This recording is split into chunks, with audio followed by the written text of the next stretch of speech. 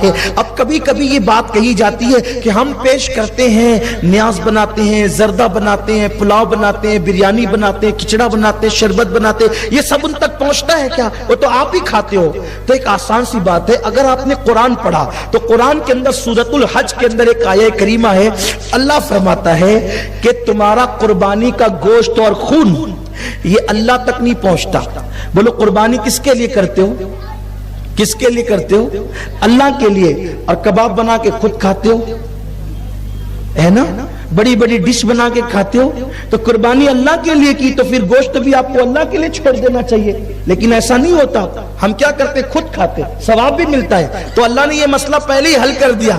اللہ فرماتا ہے تمہاری قربانی کا گوشت اور خون اللہ تک نہیں پہنچتا، بلکہ تمہارا کیا پہنچتا ہے؟ دلوں کا تقویٰ پہنچتا ہے اللہ تک۔ تو ایسے ہی بلا تمثیل ہماری یہ ڈشیں ولیوں تک نہیں پہنچتی، بلکہ دلوں کی محبت اور اس کا ثواب ان تک پہنچا کرتا ہے، ان تک ثواب پہنچا کرتا ہے، دلوں کی محبتیں پہنچا کرتی ہے۔ اب پتا چلا، یہاں پر ایک واقعہ مجھے اور یاد آ گیا۔ حضرت شاہ ولی اللہ محدث دہلوی رحمت اللہ علیہ فرماتے ہیں کہ میرے ابا جی شاہ عبد الرحیم ہر سال میلاد النبی صلی اللہ علیہ وآلہ وسلم کے موقع پر خوب دھوم دھام سے رسول اللہ کی نیاز کرتے تھے، لیکن ایک وقت تو ایسی غربت اور پریشانی کا عالم آیا کہ وہ کوئی نیاز حضور کے نام سے نہ کر سکے۔ اتفاق سے گھر میں بھنے ہوئے چنے پڑے ہوئے تھے، میرے والد نے اسی بھنے ہوئے چنے پر فاتحہ کر دی، حضور علیہ السلام کی بارگاہ میں اصال ثواب کر دیا۔ اسی رات روتے روتے سو گئے تو خواب میں کیا دیکھتے ہیں کہ صدیق اکبر فاروق اعظم صحابہ ہیں اور ان کے جھرمٹ میں مصطفیٰ جان رحمت موجود ہے اور وہی بھنے ہوئے چنے رکھے ہوئے ہیں، اور اللہ کے رسول فرماتے ہیں لو عبد الرحیم نے بہت محبت کے ساتھ بھیجا ہے۔ یہ کون کہہ رہا ہے؟ شاہ ولی اللہ محدث دہلوی فرما رہے ہیں، جو اتنے بڑے محدث ہیں، وہ خود مجدد ہے، ان کا بیٹا مجدد ہے، وہ خود محدث ہے، ان کے ابا محدث ہے، ان کا بیٹا محدث ہے، ان کا پوتا محدث ہے، ان کا پر پوتا محدث ہے، ولی الہی خاندان بڑا علم والا ہے۔ تو میرے آقا صلی اللہ علیہ وسلم کے دیوانوں، یہ جو آپ کہتے ہو نا کہ نیاز و فاتحہ یہ جاہلوں کا کام ہے، یہ جاہلوں نے نہیں کیا، شاہ ولی اللہ جیسے محدث نے کیا، یہ شاہ عبد العزیز جیسے محدث نے کیا، یہ غوث العظم دستگیر نے کیا، یہ سرکار غریب نواز نے کیا۔ الحاوی للفتاوی میں امام سیوطی نے لکھا ایصال ثواب پر کے نام پہ کھانا سیدنا صدیق اکبر نے پکا کر تقسیم کیا۔ صدیق اکبر بھی یہ کرتے تھے۔ اس سے منع کرنا جہالت ہے، اس کو کرنا جہالت نہیں ہے۔ تو میرے آقا صلی اللہ علیہ وآلہ وسلم کے دیوانوں، لیکن ایک وضاحت کر دوں، اگر گھر میں نہیں ہو تو قرضہ لے کر نہیں کرنا، پانی پر بھی فاتحہ ہو سکتی ہے، شکر پر بھی ہو سکتی ہے، اور اس کی برکتیں۔ یہاں ایک بات عرض کروں، حدیث جو پڑھنے جا رہا تھا اس کو پڑھنے سے پہلے دیکھو بھائیو، آپ کریں گے آپ کا فائدہ ہے، ہمارا کام ہے صرف بولنا، آپ کو زبردستی پابند کرنا، یہ سب خوشی کے سودے ہیں، نفل عمل ہے، چاہو تو کرو چاہو تو مت کرو، کوئی بات نہیں، منع مت کرو۔ آپ اپنی دادی، اگر آپ کی دادی اماں حیات ہو تو دادی کے پاس جاؤ، نانی کے پاس جاؤ، یا آپ کی ماں بوڑھی ہو گئی تو ماں کے پاس جاؤ۔ آج سے 20-25 سال پہلے مالیگاؤں میں کاروبار پر مندی ایسے نہیں آتی تھی جیسے آج ہے۔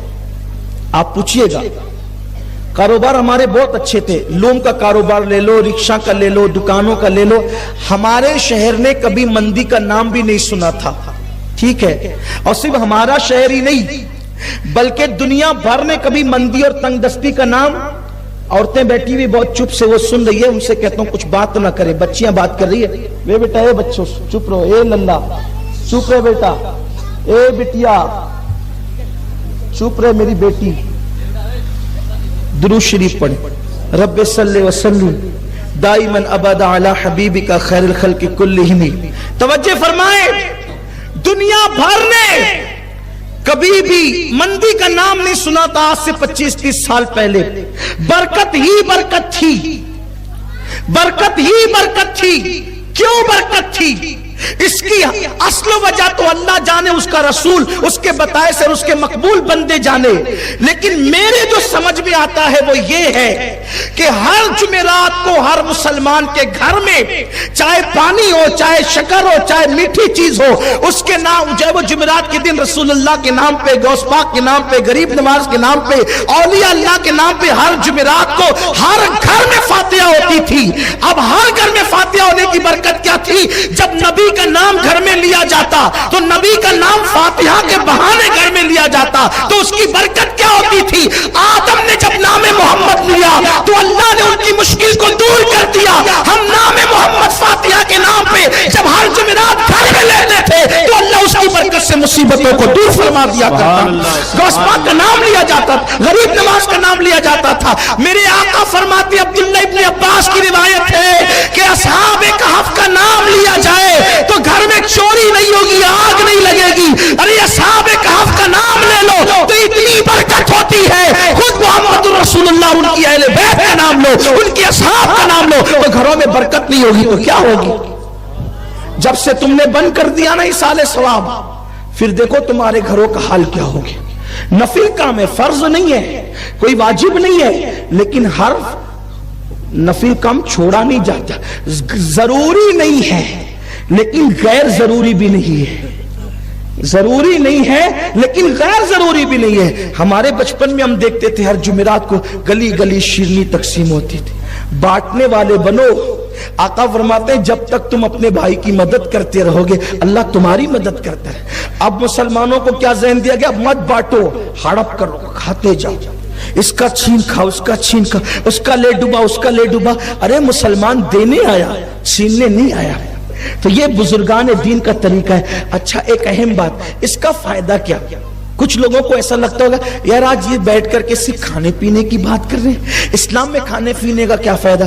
یہ اچھی اچھی غذائیں تم بنا بنا کر پکا پکا کر کھاتے کھلاتے ہو۔ میرے بھائی اس کی حکمت یہ ہے، بہت سارے غریب مسلمان ایسے ہیں جو سال بھر پوریاں پکانے کا کبھی سوچ بھی نہیں سکتے، وہ امام جعفر صادق کی نیاز کی برکت سے ان غریبوں کو پوریاں نصیب ہو جاتی۔